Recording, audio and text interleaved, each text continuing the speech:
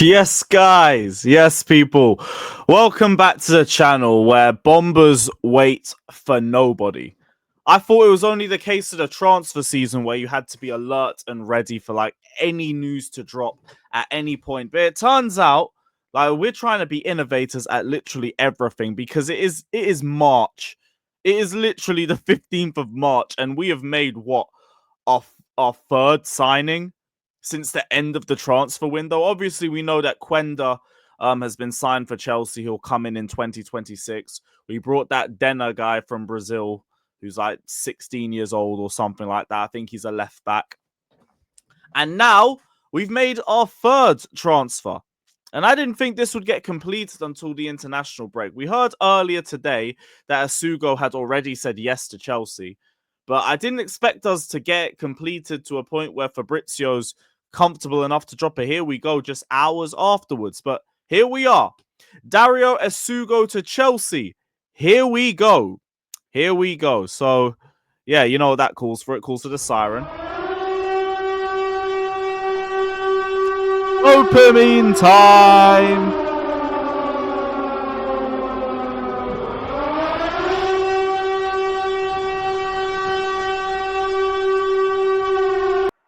Sorry to anyone who got PTSD from that. I apologize, but it's part of the here we go thing over here. We dropped the siren, and it's been a while since we've done that. And it's actually a transfer that I'm not too annoyed about.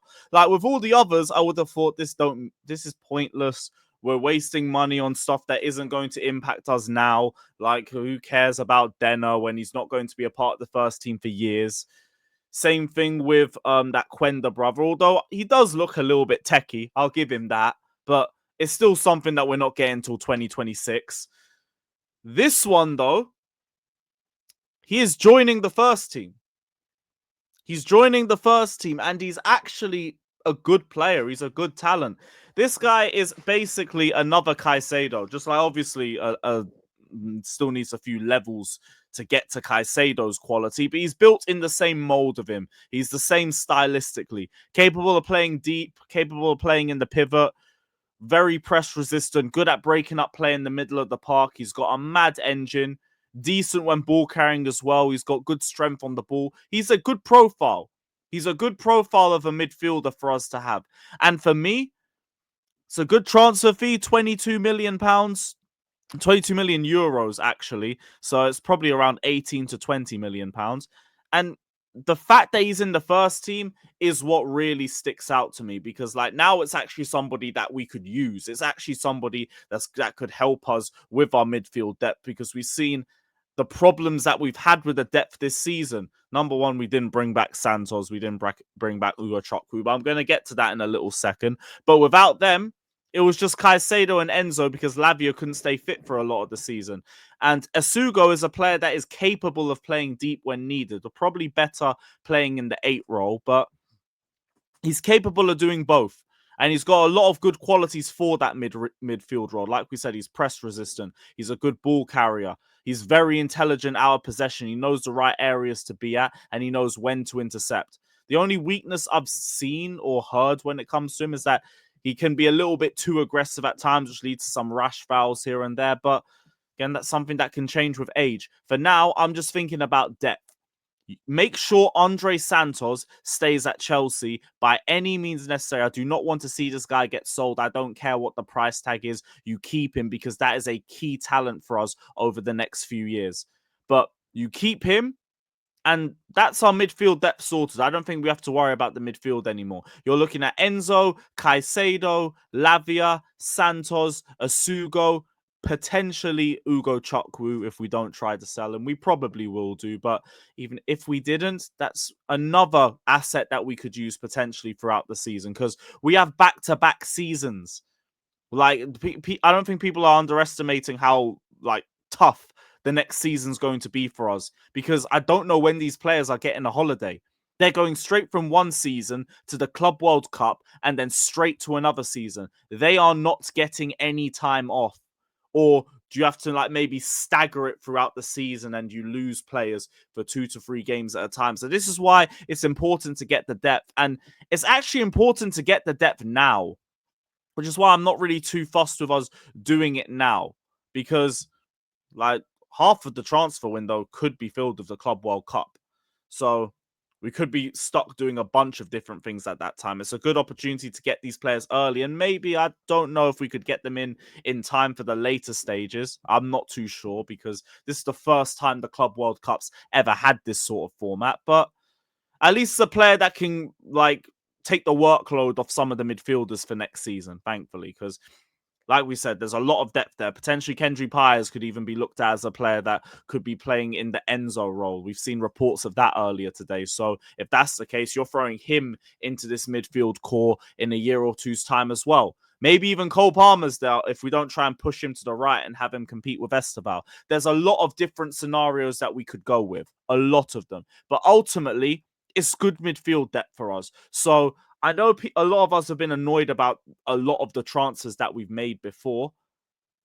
But this one, I'm not that fussed with. He's a good player. He's a good player with the capabilities of being even better, and that makes him an even better asset for our midfield. We already know that fully fit, we have arguably the best midfield in the league. Now we just have to add the depth to it, and this is what we're doing. Now, the other stuff that we have to talk about. We've gone to Sporting and spent basically 70 million. We haven't heard a single thing about Gyökeres. Part of me finds it hard to believe that we wouldn't go there, have this amount of discourse about players, and not talk about Gyökeres. But it is also weird that it's gone quiet there. Maybe we just couldn't find an agreement on something. I don't know. Maybe he's not the profile that we're looking for. I know there's been a lot of questions about what he's like in the air, and we know that we need a striker that would be dominant in the air. So maybe we're looking elsewhere. I don't know. But it's a bit fishy that we haven't heard anything about Gyökeres. So I did want to just touch on that part as well. And I also want to say, like, we have spent about 70 to 80 million already this year. So I already wasn't hearing any excuses about us not going out for a striker or not getting the centre back that can play the Fofana role or have the recovery pace that he does. Now I'm hearing even less excuses.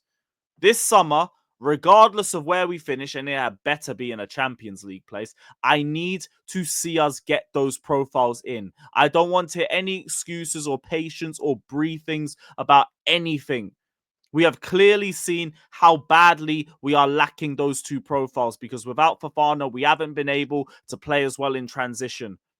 We already know the midfield situation, but I'll be real, Andre Santos and Essugo, I will consider that situation sorted. So I don't have to worry about the midfield depth anymore.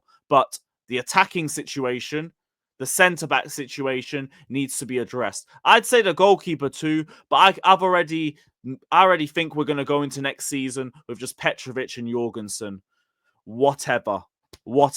Because, like, I'll be real, you man have bought like what, 8, 9, 10 goalkeepers. One of them has to be good, or sack whoever is scouting the goalkeepers, because he's just burned like how many millions. So yeah, all in all, this is a very good transfer. I don't really have too many problems with it. Don't really have any problems with this transfer. And I actually think we've got him at a pretty decent fee. So there's not any complaints from me about making this move. But yeah, just get a striker and a centre-back, for goodness sakes, please. Because we are so close to having a team that can compete for the Premier League. We are so damn close to it. But we haven't moved for the profiles that we have been asking at this club for a long time. So it's up to you guys. There was just one more update that I wanted to touch on before we leave. Just another João Felix one.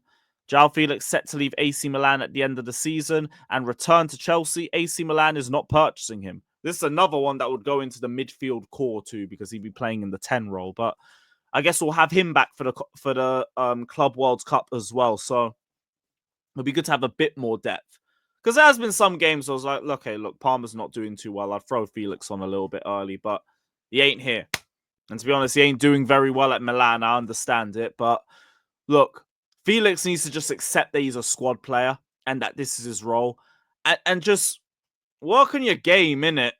You know them ones. Just work on your game a little bit. But yeah, that's about it. Big up to every single one of you that's locked in, though. I wasn't going to do a live stream because, again, it's not a player that's going to impact us now. It's next season. But yeah, let me know your thoughts down in the comment section below. Again, I'm not really negative about this move. I think this is a good move for us still. But Yeah, let me know if you agree or disagree down in the comment section below. Obviously, we will be back tomorrow with the match day vlog. I'm going to be at the Emirates, sadly. Yeah, pray for me. I'll be in a very depressing place. And hopefully I won't be in a depressing place after the match, because we're going to be live straight after all the football's over. So keep a lookout for that. Like, subscribe, all of that. Up the Chelsea.